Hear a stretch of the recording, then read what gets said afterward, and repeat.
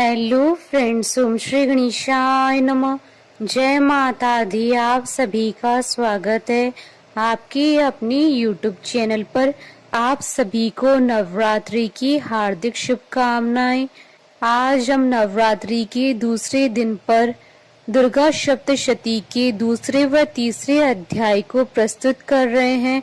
Friends, video शुरू करने से पहले आपसे रिक्वेस्ट है, अगर आप हमारे चैनल पर नए हैं और आपने अभी तक चैनल को सब्सक्राइब नहीं किया है तो प्लीज सब्सक्राइब कीजिएगा चैनल को, साथ ही प्रेस कीजिएगा बेल आइकन को, जिससे नए वीडियो से रिलेटेड नोटिफिकेशन आपको तुरंत प्राप्त हो सके। और वीडियो पसंद आने पर वीडियो को लाइक और शेयर जरूर कीजिएगा ताकि सभी भक्तों को इस वीडियो का लाभ प्राप्त हो सके। और कमेंट बॉक्स में जय माता दी जरूर लिखिएगा। या देवी सर्वभूतेषु शक्तिरूपेण संस्थिता नमस्तस्यै नमस्तस्यै नमस्तस्यै नमो नमः। दूसरा अध्याय प्रारंभ। देवताओं के तेज से देवी का प्रादुर्भाव और महिषासुर की सेना का वध। महर्षि मेधा बोले, प्राचीन काल में देवताओं और असुरों में पूरे 100 वर्षों तक घोर युद्ध हुआ था और देवराज इंद्र देवताओं के नायक थे। इस युद्ध में देवताओं की सेना परास्त हो गई थी और इस प्रकार संपूर्ण देवताओं को जीत महिषासुर इंद्र बन बैठा था। युद्ध के पश्चात हारे वे देवता प्रजापति श्री ब्रह्मा को साथ लेकर उस स्थान पर पहुंचे जहां पर कि भगवान शंकर विराजमान थे।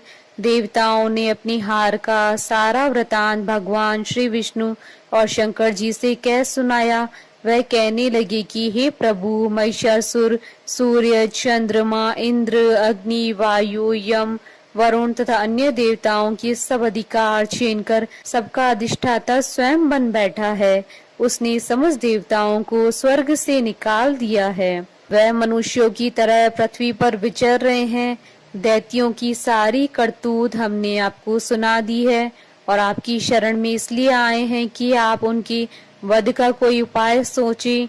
देवताओं की बातें सुनकर भगवान श्री विष्णु और शंकर जी को दैत्यों पर बड़ा गुस्सा आया। उनकी भौहें तन गई और आंखें लाल हो गई। गुस्से में भरे हुए भगवान विष्णु के मुख से बड़ा भारी तेज निकला और उसी प्रकार का तेज भगवान शंकर, ब्रह्मा और इंद्र आदि दूसरे देवताओं के मुख से प्रकट हुआ। फिर वह सारा तेज एक में मिल गया और तेज का वह पुंज ऐसे दिखता था जैसे ज्वाज्वल्यमान पर्वत हो। देवताओं ने देखा कि उस पर्वत की ज्वाला चारों ओर फैली हुई थी और देवताओं के शरीर से प्रकट हुए तेज की किसी अन्य तेज से तुलना नहीं हो सकती थी। एक स्थान पर इकट्ठा होने पर वह तेज एक देवी के रूप में परिवर्तित हो गया और अपने प्रकाश से तीनों लोकों में व्याप्त जान पड़ा। वह भगवान शंकर का तेज था। उससे देवी का मुख प्रकट हुआ। यमराज के तेज से उसके सिर के बाल बने। भगवान श्री विष्णु के तेज से उसकी भुजाएं बनी। चंद्रमा के तेज से दोनों स्तन और इंद्र के तेज से जंगा तथा पिंडली बनी और पृथ्वी के तेज से नितंब भाग बना। ब्रह्मा के तेज से दोनों चरण और सूर्य के तेज से उनकी अंगुलियां पैदा हुई। वासुओं के तेज से हाथों की उंगलियां और कुबेर के तेज से नासिका बनी। प्रजापति के तेज से उसके दांत और अग्नि के तेज से उसके नेत्र बने। संध्या के तेज से उसकी भौहें और वायु के तेज से उनके कान प्रकट हुए। इस प्रकार उस देवी का प्रादुर्भाव हुआ था। महिषासुर से पराजित देवता उस देवी को देखकर अत्यंत प्रसन्न हुए। भगवान शंकर ने अपने त्रिशूल में से एक त्रिशूल निकालकर उस देवी को दे दिया और भगवान विष्णु ने अपने चक्र में से एक चक्र निकालकर उस देवी को दे दिया। वरुण ने देवी को शंख भेंट किया। अग्नि ने इसे शक्ति दी। वायु ने उसे धनुष और बाण दिए। सहस्त्र नेत्रों वाले श्री देवराज इंद्र ने उसे अपने वज्र से उत्पन्न करके वज्र दिया और ऐरावत हाथी का एक घंटा उतार कर देवी को भेंट किया। यमराज ने उसे काल दंड में से एक दंड दिया। वरुण ने उसे पाश दिया। प्रजापति ने उस देवी को स्फटिक की माला दी और ब्रह्मा जी ने उसे कमंडल दिया। सूर्य ने देवी के समस्त रोमों में अपनी किरणों का तेज भर दिया। काल ने उसे चमकती हुई ढाल और तलवार दी और उज्जवल हार और दिव्य वस्त्रों से भेंट किए। इनके साथ ही उसने दिव्य चूड़ामणि भी दी। 2 कुंडल, कंकण, उज्जवल अर्धचंद्र, बाहों के लिए बाजूबंद, चरणों के लिए नुपुर, गले के लिए सुंदर हंसली और अंगुलियों के लिए रत्नों की बनी हुई अंगूठियां उसे दी। विश्वकर्मा ने उनको फरसा दिया और उसके साथ ही कई प्रकार के अस्त्र और अभेद कवच दिए। और इसके अतिरिक्त उसने कभी न कुलमाने वाले सुंदर कमलों की मालाएं भेंट की। समुद्र ने सुंदर कमल का फूल भेंट किया। हिमालय ने सवारी के लिए सिंह और तरह तरह के रत्न देवी को भेंट किए। यक्ष राज कुबेर ने मधु से भरा हुआ पात्र और शेष नाग ने उन्हें बहुमूल्य मणियों से विभूषित नागहार भेंट किया। इसी तरह दूसरे देवताओं ने भी उसे आभूषण और अस्त्र देकर उसका सम्मान किया। इसके पश्चात देवी ने उच्च स्वर से गर्जना की। उनके इस भयंकर नाद से आकाश गूंज उठा। देवी का वह उच्च स्वर से किया हुआ सिंहनाद समा न सका। आकाश उनके सामने छोटा प्रतीत होने लगा। उससे बड़े जोर की प्रतिध्वनि हुई जिससे समस्त विश्व में हलचल मच गई और समुद्र कांप उठे, पृथ्वी डोलने लगी और सबके सब पर्वत हिलने लगे। देवताओं ने उस समय प्रसन्न हो सिंहवाहिनी जगतमयी देवी से कहा, देवी तुम्हारी जय हो। इसके साथ महर्षियों ने भक्ति भाव से विनम्र होकर उनकी स्तुति की।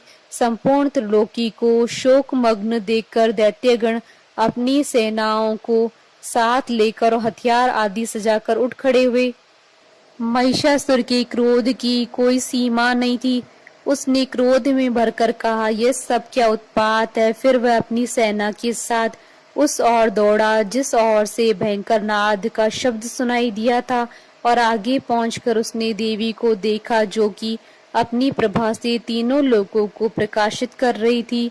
उनके चरणों के भार से पृथ्वी दबी जा रही थी। माथे के मुकुट से आकाश में एक रेखा सी बन रही थी और उनके धनुष की टंकार से सब लोग शुद्ध हो रहे थे। देवी अपनी सहस्त्रों भुजाओं को संपूर्ण दिशाओं में फैलाए खड़ी थी। इसके पश्चात उनका दैत्यों के साथ युद्ध छिड़ गया और कई प्रकार के अस्त्रों शस्त्रों से सबकी सब दिशाएं उद्भाषित होने लगी। महिषासुर की सेना का सेनापति चिक्षुर नामक एक महान असुर था।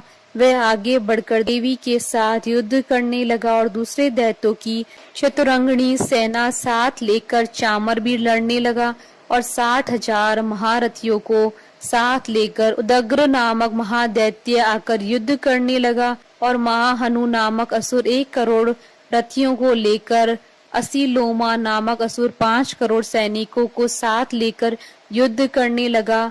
वाशकल नामक असुर 8 लाख असुरों के साथ युद्ध में आ डटा।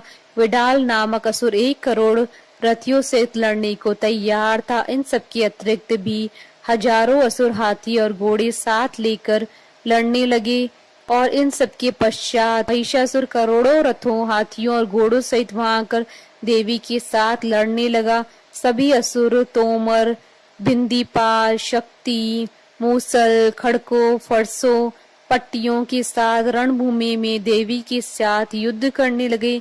कई शक्तियां फेंकने लगे और कोई अन्य शस्त्र आदि। इसके पश्चात सबके सब दैत्य अपनी अपनी तलवारें हाथों में लेकर देवी की ओर दौड़े और उन्हें मार डालने का उद्योग करने लगे। मगर देवी ने क्रोध में भरकर खेल ही खेल में उनके सब अस्त्रों शस्त्रों को काट दिया। इसके पश्चात ऋषियों और देवताओं ने देवी की स्तुति आरंभ कर दी। वह प्रसन्न होकर असुरों के शरीरों पर अस्त्र शस्त्रों की वर्षा करती रही। देवी का वाहन भी क्रोध में भरकर दैत्य सेना में इस प्रकार विचरने लगा जैसे कि वन में दावानल फैल रहा हो। युद्ध करती हुई देवी ने क्रोध में भर जितने श्वासों को छोड़ा वह तुरंत ही सैकड़ों हजारों गणों के रूप में परिवर्तित हो गए। फरसे, बिंदीपाल, खड़क तथा पटिश इत्यादि अस्त्रों के साथ दैत्यों से युद्ध करने लगे। देवी की शक्ति से बड़े हुए वह गण दैत्यों का नाश करते हुए ढोल, शंख, मृदंग आदि बजा रहे थे। तदंतर देवी ने त्रिशूल, गदा, शक्ति, खड़क इत्यादि से सहस्त्रों असुरों को मार डाला। कितनों को घंटे की भयंकर आवाज से ही यमलोक पहुंचा दिया। कितने ही असुरों को उसने पास में बांधकर पृथ्वी पर धर घसीटा। कितनों को अपनी तलवारों से टुकड़े टुकड़े कर दिया और कितनों को गदा की चोट से धरती पर सुला दिया।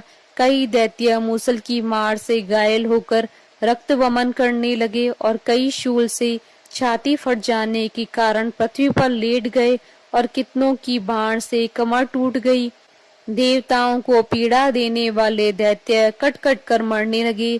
कितनों की बाहें अलग हो गई, कितनों की ग्रीवाएं कट गई, कितनों के सिर कटकर दूर भूमि पर लुढ़क गए, कितनों के शरीर बीच में से कट गए और कितनों की जंघाएं कट गई और वह भी पृथ्वी पर गिर पड़े। कितने ही सिरों व पैरों के कटने पर भी भूमि पर से उठ खड़े हुए और शस्त्र हाथ में लेकर देवी से लड़ने लगे। और कई दैत्यगण भूमि में बाजों की ध्वनि के साथ नाच रहे थे। कई असुर जिनके सिर कट चुके थे बिना सिर के धड़ से ही हाथ में शस्त्र लिए हुए लड़ रहे थे। दैत्य रह रह कर ठहरो ठहरो कहते हुए देवी को युद्ध के लिए ललकार रहे थे।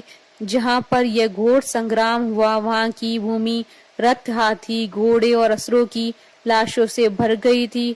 असुर सेना के बीच रक्तपात होने के कारण रुधिर की नदियां बह रही थी और इस तरह देवी ने असुरों की विशाल सेना को क्षण भर में इस तरह से नष्ट कर डाला जैसे तृणकाष्ठ के बड़े समूह को अग्नि नष्ट कर डालती है। और देवी का सिंह भी गर्दन के बालों को हिलाता हुआ बड़ा शब्द करता हुआ असुरों के शरीरों से मानो उनके प्राणों को ढूंढ रहा था। वहां देवी के गणों ने जब दैत्यों के साथ युद्ध किया तो देवताओं ने प्रसन्न होकर आकाश से उन पर पुष्प वर्षा की। इति श्री दुर्गा सप्तशती द्वितीय अध्याय संपूर्ण। तीसरा अध्याय प्रारंभ। सेनापतियों सहित महिषासुर का वध। महर्षि मेधा ने कहा, महिषासुर की सेना नष्ट होती हुई देखकर उस सेना का सेनापति चिक्षुर क्रोध में भर देवी के साथ युद्ध करने के लिए आगे बढ़ा। वह देवी पर इस प्रकार बाणों की वर्षा करने लगा मानो सुमेरु पर्वत पानी की धार बरसा रहा हो। इस प्रकार देवी ने अपने बाणों से उसके बाणों को काट डाला तथा उसके घोड़ों व सारथी को मार दिया। साथ ही उसके धनुष और उसकी अत्यंत ऊंची ध्वजा को भी काटकर नीचे गिरा दिया। उसका धनुष कट जाने के पश्चात उसके शरीर के अंगों को भी अपने बाणों से बीन दिया। धनुष, घोड़ों और सारथी के नष्ट हो जाने पर वह असुर ढाल और तलवार लेकर देवी की तरफ आया। उसने अपनी तीक्ष्ण धार वाली तलवार से देवी के सिंह के मस्तक पर प्रहार किया और बड़े वेग से देवी की बाईं भुजा पर वार किया, किंतु देवी की बाईं भुजा को छूते ही उस दैत्य की तलवार टूटकर दो टुकड़े हो गई। इससे दैत्य ने क्रोध में भरकर शूल हाथ में लिया और उसे भद्रकाली देवी की ओर फेंका। देवी की ओर आता हुआ वह शूल आकाश से गिरते हुए सूर्य के समान प्रज्वलित हो उठा। उस शूल को अपनी ओर आते देखकर देवी ने भी शूल छोड़ा और महाअसुर के शूल के 100 टुकड़े कर दिए और साथ ही महाअसुर के प्राण भी हर लिए। चिक्षुर के मरने पर देवताओं को दुख देने वाला चामर नामक दैत्य हाथी पर सवार होकर देवी से लड़ने के लिए आया और उसने आने के साथ ही शक्ति से प्रहार किया, किंतु देवी ने अपनी हुंकार से ही उसे तोड़कर पृथ्वी पर डाल दिया। शक्ति को टूटा हुआ देखकर दैत्य ने क्रोध से लाल होकर शूल को चलाया, किंतु देवी ने उसको भी काट दिया। इतने में ही देवी का सिंह उछलकर हाथी के मस्तक पर सवार हो गया और दैत्य के साथ बहुत ही तीव्र युद्ध करने लगा। फिर वह दोनों लड़ते हुए हाथी पर से पृथ्वी पर आ गिरे और दोनों बड़े क्रोध से लड़ने लगे। फिर सिंह बड़े जोर से आकाश की ओर उछला और जब पृथ्वी की ओर आया तो अपने पंजे से चामर का सिर धड़ से अलग कर दिया। क्रोध से भरी हुई देवी ने शिला और वृक्ष आदि की चोटों से उदग्र को भी मार दिया। कराल को दांतों, मुक्कों और थप्पड़ों से चूर्ण कर डाला। क्रुद्ध हुई देवी ने गदा के प्रहार से उद्यत दैत्य को मार गिराया। बिंदी पाल से वाष्पकल को, बाणों से ताम्र तथा अंधक को मौत के घाट पर उतार दिया। तीनों नेत्रों वाली परमेश्वरी ने त्रिशूल से उग्रास्य, उग्रवीर्य और महाहनु नामक राक्षसों को मार गिराया। उसने अपनी तलवार से ही विडाल नामक दैत्य का सिर काट डाला तथा अपने बाणों से दुर्धर और दुर्मुख राक्षसों को यमलोक को पहुंचा दिया। इस प्रकार जब महिषासुर ने देखा कि देवी ने मेरी सेना को नष्ट कर दिया है, तो वह भैंसे का रूप धारण कर देवी के गणों को दुख देने लगा। उन गणों में कितनों को तो उसने मुख के प्रहार से, कितनों को खुरों से, कितनों को पूंछ से, कितनों को सींगों से, बहुतों को दौड़ाने के वेग से, अनेकों को सिंहनाद से, कितनों को चक्र देकर, कितनों को श्वास वायु के झोंकों से पृथ्वी पर गिरा दिया। वह दैत्य इस प्रकार गणों की सेना को गिरा देवी के सिंह को मारने के लिए दौड़ा। इस पर देवी को बड़ा गुस्सा आया। उधर दैत्य भी क्रोध में भरकर धरती को खुरों से खोदने लगा तथा सींगों से पर्वतों को उखाड़ उखाड़ कर धरती पर फेंकने लगा और मुख से शब्द करने लगा। महिषासुर के वेग से चक्कर देने के कारण पृथ्वी शुद्ध होकर फटने लगी। उसकी पूंछ से टकराकर समुद्र चारों ओर फैलने लगा। हिलते हुए सींगों के आगाज से मेघ खंड खंड हो गए और श्वास से आकाश में उड़ते हुए पर्वत फटने लगे। इस तरह क्रोध में भरे हुए राक्षस को देख चंडिका को भी क्रोध आ गया और वह उसे मारने के लिए क्रोध में भर गईं। देवी ने पाश फेंककर दैत्य को बांध दिया और उसने बंध जाने पर दैत्य का रूप त्याग दिया और सिंह का रूप बना लिया। और ज्यों ही देवी उसका सिर काटने के लिए तैयार हुई कि उसने पुरुष का रूप बना लिया, जो कि हाथ में तलवार लिए हुए था। देवी ने तुरंत ही अपने बाणों के साथ उस पुरुष को उसकी तलवार ढाल सहित बीन डाला। उसके पश्चात वह हाथी के रूप में दिखाई देने लगा और अपनी लंबी सूंड से देवी के सिंह को खींचने लगा और गरजने लगा। देवी ने अपनी तलवार से उसकी सूंड काट डाली। तब राक्षस ने एक बार फिर भैंसे का रूप धारण कर लिया और पहले की तरह चराचर जीवों सहित समस्त लोकी को व्याकुल करने लगा। इसके पश्चात क्रोध में भरी हुई देवी बारंबार उत्तम मधुपान करने लगी और लाल लाल नेत्र करके हंसने लगी। उधर बलवीर्य तथा मद से क्रुद्ध हुआ दैत्य भी गरजने लगा। अपने सींगों से देवी पर पर्वतों को फेंकने लगा। देवी अपने बाणों से उसके फेंके हुए पर्वतों को चूर्ण करती हुई बोली, ओ मूढ़, जब तक मैं मधुपान कर रही हूँ तब तक तू गरज ले। इसके पश्चात मेरे हाथों तेरी मृत्यु हो जाने पर देवता गरजेंगे। महर्षि मेधा ने कहा। यूं कहकर देवी उछलकर उस दैत्य पर जा चढ़ी और उसको अपने पैर से दबाकर शूल से उसके गले पर आघात किया। देवी के पैर से दबने पर भी दैत्य अपने दूसरे रूप से अपने मुख से बाहर होने लगा। अभी वह आधा ही बाहर निकला था कि देवी ने अपने प्रभाव से उसे रोक दिया। जब वह आधा निकला हुआ ही दैत्य युद्ध करने लगा तो देवी ने अपनी तलवार से उसका सिर काट दिया। इसके पश्चात सारी राक्षस सेना हाहाकार करती हुई वहां से भाग खड़ी हुई और सब देवता अत्यंत प्रसन्न हुए तथा ऋषियों महर्षियों सहित देवी की स्तुति करने लगे। गंधर्वराज गान करने लगे तथा अप्सराएं नृत्य करने लगी। इति श्री दुर्गा सप्तशती तृतीय अध्याय संपूर्ण। जयकारा माँ माइदा बोलिए सच्चे दरबार की जय। हमारे साथ इस वीडियो में अंत तक बने रहने के लिए आपका धन्यवाद। ओम श्री गणेशाय नमः। जय माता दी।